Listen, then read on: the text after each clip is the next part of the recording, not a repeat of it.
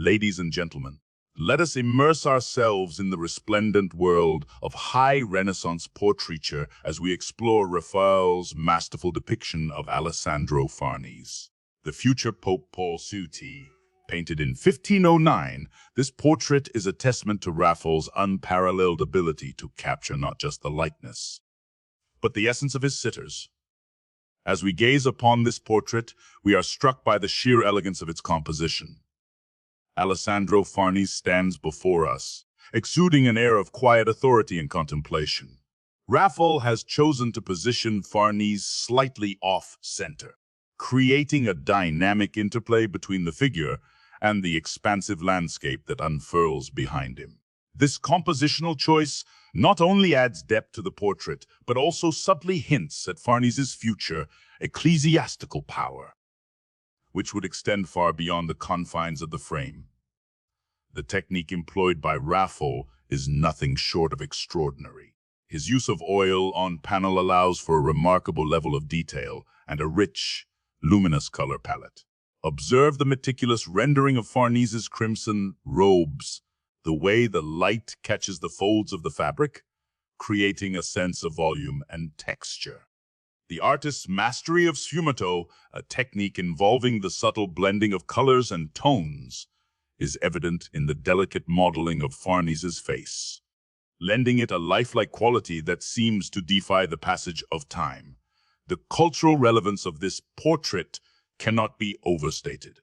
Alessandro Farnese was a prominent figure in the Catholic Church, and his elevation to the papacy in 1534 marked a significant moment in the history of the Church and the Italian peninsula. Raphael's portrait captures Farnese at a pivotal point in his career before he ascended to the throne of St. Peter, offering us a glimpse into the man who would shape the destiny of the Church during the tumultuous years of the Counter-Reformation. Now, let us turn our attention to the symbolism embedded within this portrait. The landscape in the background, with its serene river and distant hills, is not merely a decorative element, but a potent symbol of Farnese's spiritual journey and his connection to the natural world. The open book in his hand, a common attribute in portraits of scholars and clerics, signifies Farnese's intellectual pursuits and his dedication to the study of scripture. Moreover, the cardinal's hat, or galero, resting on the table beside him, serves as a clear indicator of his ecclesiastical rank and his future role as a leader of the Church. As we continue to explore this portrait, let us not forget the artistic context in which it was created.